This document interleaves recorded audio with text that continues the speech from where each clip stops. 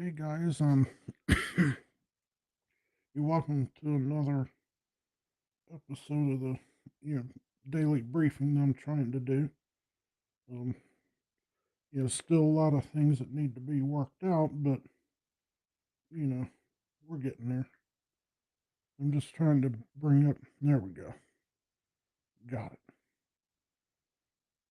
All right. So I'm you know hopefully you know when you guys leave a comment or something in the comments, I'll be able to see it. That's the next part that I'm trying to work on. There is a slight delay, obviously, because it's, you know, Facebook and YouTube. So that shouldn't be a surprise to anybody. But, anyways, so here's, the second, episode of the daily briefing.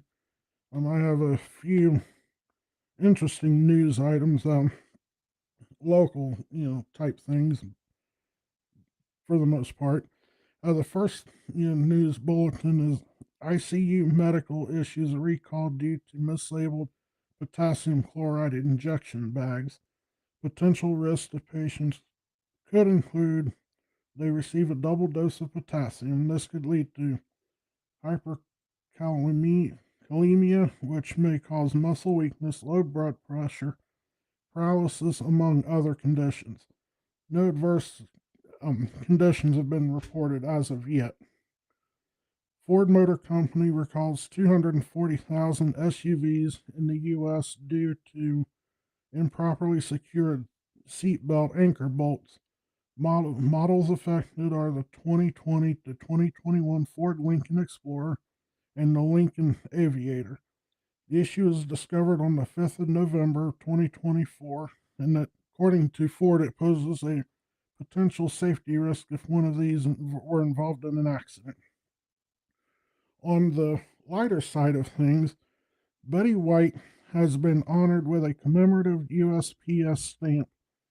For those of you who are not familiar with Betty White, she was known for many roles across her long career in acting, but one of the most iconic characters was Rose Nyland in The Golden Girls. If you haven't seen The Golden Girls, you can stream it, I think, on Hulu, I believe, or Disney Plus, or some, I can't remember the platform, but it's a really good show. My favorite character is, um, well, I can't think of her name, but it's B. Arthur. She plays the character. Um, and then there's, Sophie, which I like her too, or Sophia. Anyways, Estelle Getty plays that, in that show too. Local news: Aldi's expands U.S. presence with a record number of new store openings despite the economic conditions.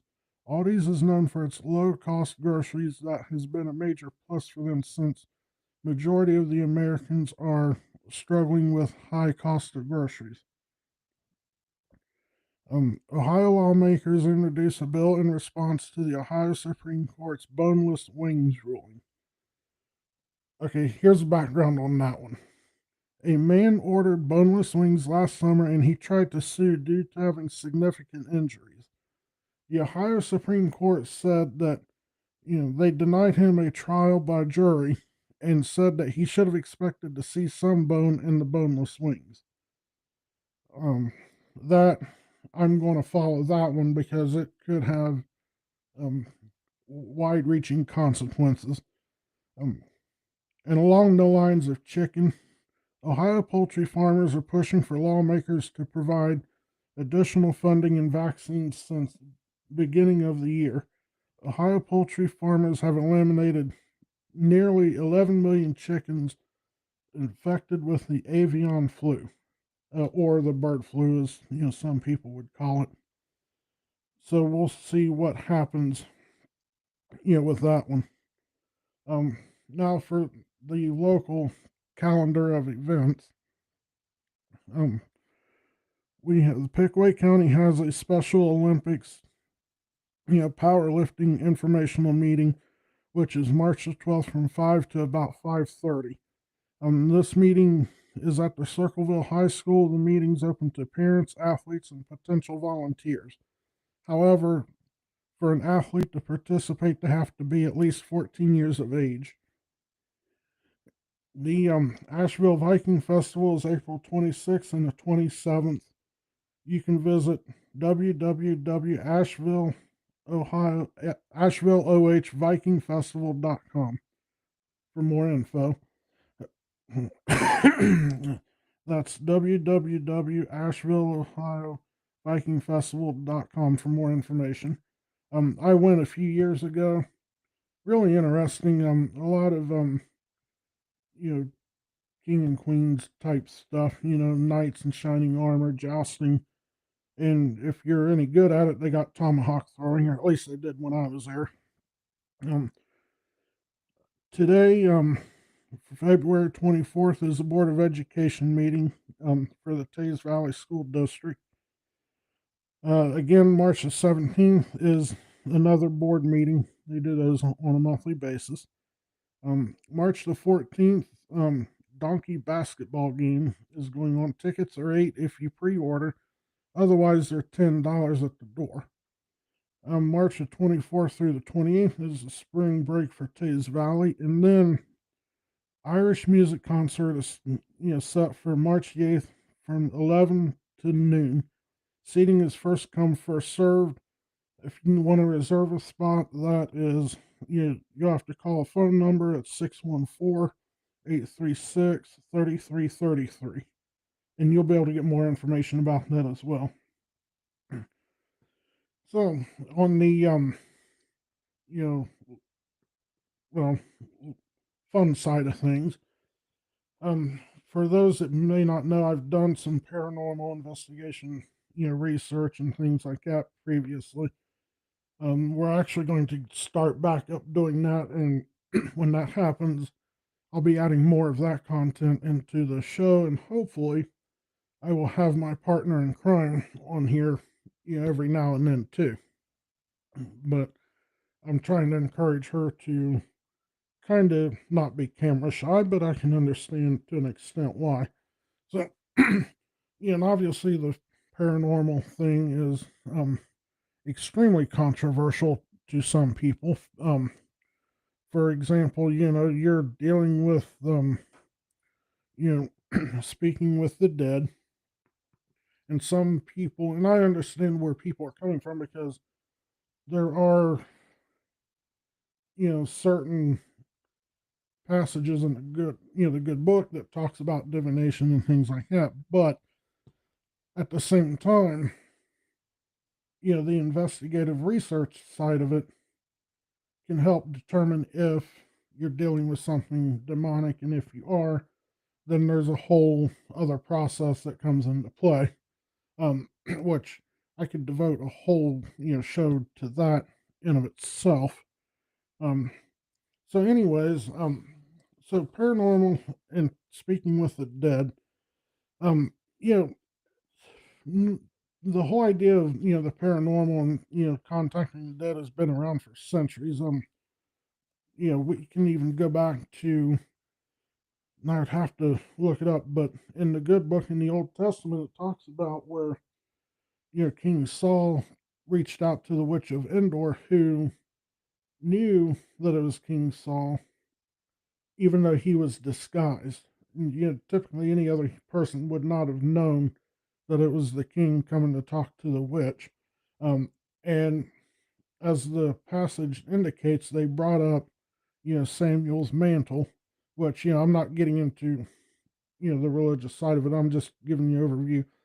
And apparently it was either a Samuel or something that looked like and acted like Samuel, which that's a whole nother can of worms.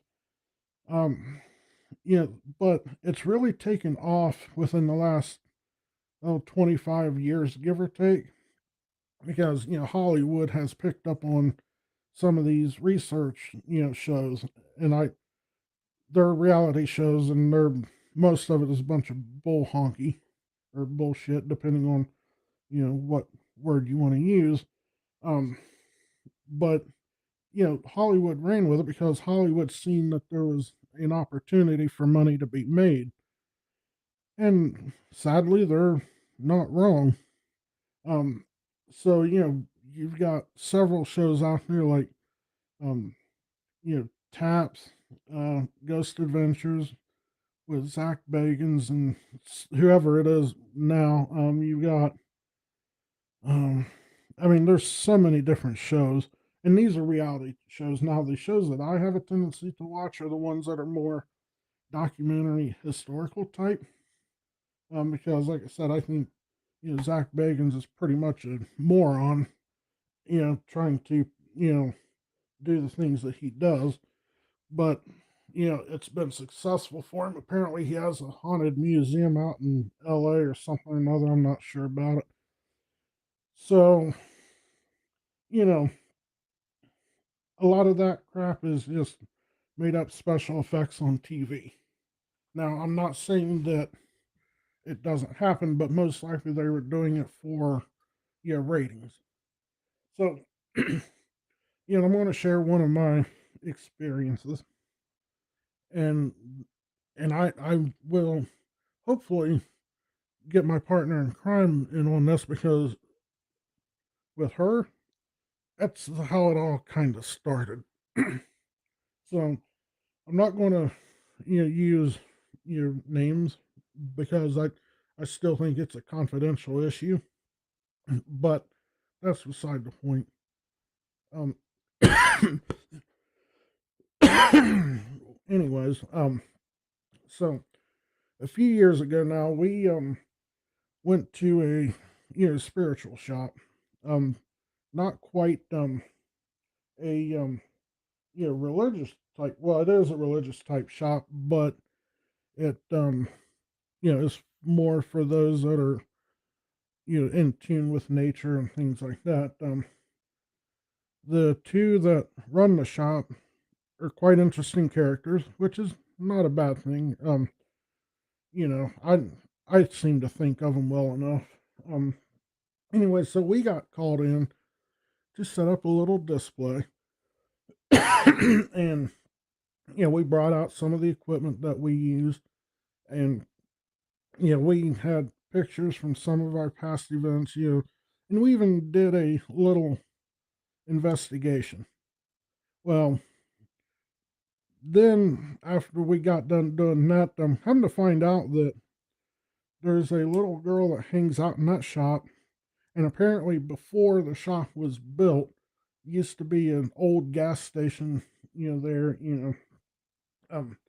not sure. I can't remember all the details without digging into the case files, which I'm not inclined to do for right now anyway. So we did that, and there were way too many people there for us to get any meaningful, evidence, which is sad, but it also, brought us in contact with two individuals.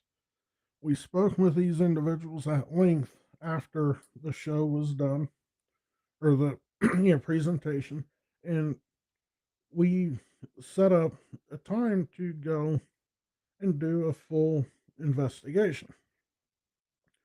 So I'm going to say about 2 or 3 weeks, passed, from the time of the, presentation we did to, us actually going out to their house.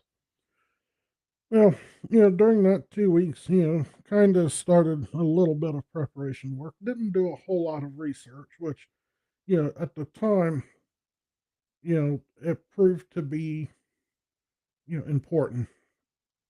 Well, so I decide I'm going to, take some time off for work for this one. Just a couple of days or whatever. So I can't remember if I was working days or if I was working night. Or, anyways, that's not important. So, the night before the investigation, I, get laid down. We're laying down in bed. Typical night. Well, at some point in the middle of the night, my partner in crime just smacks the living shit out of me. All right. Next thing I know, she smacked me with her arm, and I'm course, I woke up, obviously, she woke up and she could hear intense, screaming. Now, granted, we lived in an apartment complex, but there wasn't anybody like that, up that time of night, or there wasn't anybody around. Well, so we start talking, to, you know, the individuals, and about the same time that this happened, me getting smacked, um, the lady's daughter was having the same issues, hearing the screaming and things like that. Well, so and like I said, I didn't at the time didn't put a whole lot of thought into this because things happen. Well, so I start taking notes and I start kind of keep tracking of a few things in the back of my mind and as things went out throughout the day. Well, we go to their house and kind of do a initial investigation. At least that's what was intended to happen. So we go in and we almost instantly make contact with this thing that I am not going to name, um, just because. Anyways, so we collected sufficient evidence to definitely make a ruling that whatever, and I say whatever at this point in the story because we didn't have a determination that whatever was there was not good and was not human. So, okay, that kicks in to my area of expertise, I guess, if you want to call it that. Um, Dealing with the exorcisms and things like that. Now, there I'm not going to get into the differences between the Roman ritual and versus the Pentecostal or charismatic versus some of the others. Anyway, suffice to say, I've studied extensively on this particular thing. Well, I knew that I had a feeling that we'd be back on a to deal with this because we kind of provoked it, and yet somehow we were able to subdue whatever was there. It didn't bother them for a little bit. Well, and the active, and we told them we was going to come back with more gizmos and things like that, which I may at a later date you know get into some of that. Anyways, so we go back this time. We're bringing some extras with us, and what I mean by extras, I mean we brought one of the shop owners with us, and I think the daughter's boyfriend was there. And I can't remember. Like I said, I'd have to dig into my notes. Well, anyways, so you know we're all there, and we're down in the basement, and so their daughter was 16 at the time, I think, and she was a tiny little thing. Well, I wouldn't say tiny, but she was tiny in terms of height compared to me because I'm almost 6 feet. Well, you know, for a little bit, nothing really seemed to happen. Then all of a sudden, the atmosphere and activity started to pick up and change, and the daughter came under control of this thing. Well, so we had to try to hold her down, and try to deal with this thing. Well, her daughter threw me across the room. Okay, now granted, I'm a little bigger than what I was then, but I was still a pretty hefty, person. So it took a lot of strength to, fling me across the room. Well, anyway, so at that point, we knew that we were going to be there for a minute. We was there probably until about 2 or 3 in the morning. It was late, actually probably later than that, to be honest with you. Anyways, so that was the second time we went over, and we would go over there, multiple, times over 2 years. This case took us 2 years to bring to a conclusion. Anyways, so apparently, according to the case file, the daughter's boyfriend came under control and started laughing uncontrollably. Well, then, according to what I've been told, and I don't have a whole lot of memory of this, that I apparently started doing the same thing. I just start pointing at people and, I just start laughing at them, while everything was going on. Well, I remember coming to my senses. Um, my partner in crime was holding me down. The, you know, daughter's mom was holding me down, but I don't remember everything that. So, anyways, I come to my senses. And that right there told me that we were dealing with something very nasty, very vengeful. Anyways, so, and I wasn't one because, to, let this go because, they were a family, they needed our help. So it took, like I said, a good couple of years for this case to come to a successful conclusion.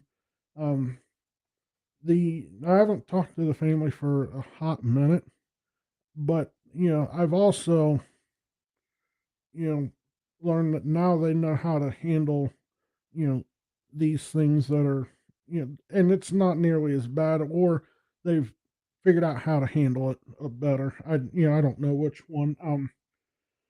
But yeah, like I said, that was our biggest. And then when you know we had the time, or depending on where we went, we'd take some of the equipment. We'd go to like Gettysburg, Mansfield Reformatory. Even our own house is active, depending on different factors or whatever. Anyways, so we you know and then after that we got we tried to expand the group a little bit, but because of differences in opinions and things like that, that is no longer the case. We are getting, really starting to get back into it, I think. And, we're going to, and that's just going to be me and her. We're not going to necessarily open it up to permanent membership or anything like that, like we did before, because there's just too many, issues. But when we start doing that, um, I don't know that I will live stream any of the investigations. It just depends on the situation, if it's residential, if it's public, things of that sort. Um, but that's way down the road. We, we'll probably, I'll probably get a website built back up, and, and I'll have all the, more information there, and I'll try to put together a calendar of events if we do like the public stuff. But I'm not in any quick, you know, place to really, do that yet. But I will start working on the framework for the website at some point. Um, Anyways, so like I said, that's, that. Now, for those that are getting into it or thinking about getting into it, I want to leave you with some,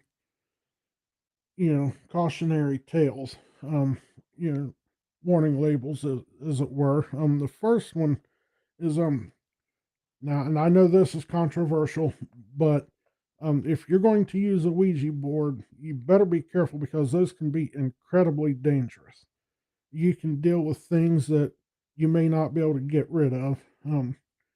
Now, always be smart and have proper protection and backup plans just in case things go sideways. And what I mean by that is, emergency contact numbers, somebody gets hurt, things of that sort, right? Um, be prepared for the unexpected. Now, something that has helped me because, I've always had a priest, bishop, or a pastor on speed dial just in case, because even I know my, limitations on what I can handle, especially with me having some health issues, which is not too bad. The key is to document everything, no matter how small it may seem. It may be needed later on down the line because you may hear something, but you may not think of it. But when you start to piece all the put the puzzle together, it might be an important piece that could hold everything together.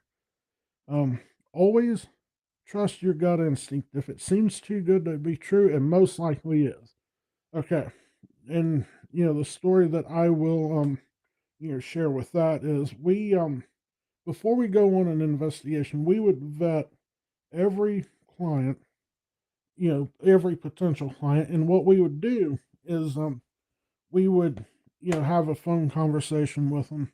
We would go and meet them and get a layout of the land, and because there are some crazies out there. Um, some of them it's no fault of their own. Others, it's you know drugs and stuff like that. So actually, I got two stories for that one. So by this point, we had expanded the group. There was three, four. I think there was four of us. You know, well, no, five. Well, yeah, okay, we'll go with five. Well, so we, one of the, former members, they were in contact with another client, and relaying stuff back to us about what was going on, and they were out. We drove all the way down to just outside of Cincinnati, I think it was. Anyways, so we go down there and we do a walkthrough and things like that. I got some historical stuff, facts and things about the case, the area. And first time we didn't really pick up on anything, but again, we wasn't there. We was just there to meet with a client to figure out what's going on, get an idea what's going on. So, we met with them. We did a quick, you know, investigation, and the evidence wasn't conclusive enough for us to say one way or the other if, there is something there, if there isn't. So, it was determined we'd come back down, and check things out. Well, during the investigation, when we go back now, before, from the time of the initial contact to the actual investigation, this individual would complain about, seeing spots and, things like that, and then they would complain about monsters in the closet. I know it's kind of, it may sound childish compared to, to some of y'all, but there's a reason for that. I'll get to that in a minute. Well, so we go down and we check everything out. We cannot find anything that would leave us to believe that there was actually stuff going on. Well, so we kind of came to a certain conclusion that, okay, there's nothing here. And we was going to close the chapter on this. I was going to say was. Well, this individual kept on insisting there were things going on. So we all decided to go down a third time, to do an investigation again, which, we, come across a couple of things, but not anything that would be as, you know, severe as what she's making out to be. Anyways, well, so we went back, we reviewed all the evidence from all of the investigations, and we were further entrenched on the fact that whatever was going on was not anything to worry about. Because they had running streams right beside their house. The river was like, and like maybe 700-800 feet in front of their house. Their house was on a hill. But anyways, so we reviewed everything. We wrote up the report that there wasn't anything going on that we felt like needed any additional intervention.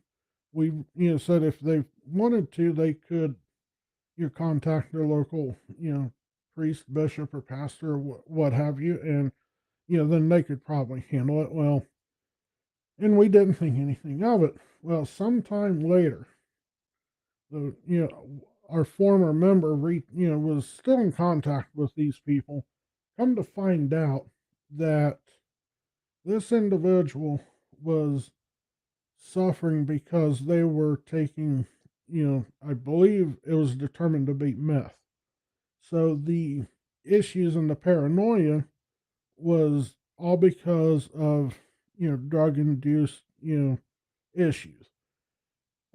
It's sad that that was the case, but it also opened the door for that person to get help. And I don't know if they ever did or not, because at that point, I just, you know, kind of washed my hands of it and just left, the matter, to itself.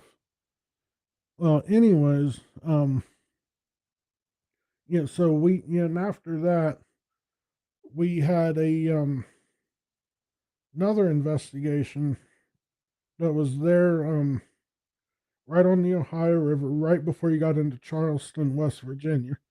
I can't think of the name of that town. Anyways, that one, we went down there, and too, I love the little town, but that's probably because the mountains are right there. But um, suffice to say, that one was very active. We ran, cameras and everything else, and the evidence we collected was sufficient to say, yeah, you got a problem. Well, long story short, that case was brought to a successful conclusion. You know, getting rid of what was in there, and we haven't spoke with that client for some time.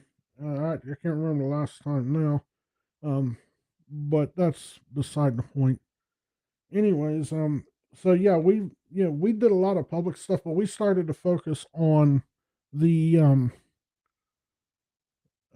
residential stuff, because public stuff is fine, but we wanted more of the residential to help people that really felt like they had nowhere to turn. So and that when we start this all back up again, which will be soon, we will probably focus more on the residential stuff with a few public type events, as time permits, obviously. So, and as that happens, we will be sure to, pass along the information and share, different things, in the meantime, you know, I know that, like I said, this is my second episode and I'm cutting it short ish. Well, not really. But anyways, yeah, you can leave comments, you can reach out to me. Obviously if you're watching, this, stream or whatever, even after, I'm done, you can leave comments. I should see them. Otherwise you can reach out to me directly on my, you know, YouTube, on my Facebook and whatnot, and I'll be adding additional, things as well. Depending on which direction we go. But like I said, I'm not necessarily intending on broadcasting any of the event or any of the investigation because of confidentiality, things like that. Um, but yeah, in the meantime, y'all try to take it easy, and I should be back on here tomorrow night again, right around the same time ish. I probably won't be here on Wednesday because I believe that I'm going to be away from the house. So and then I should be back Thursday and Friday. But yeah, and like I said, I won't be doing anything on the weekends as far as this is concerned. So hope y'all have a safe night, and I will talk to you guys later.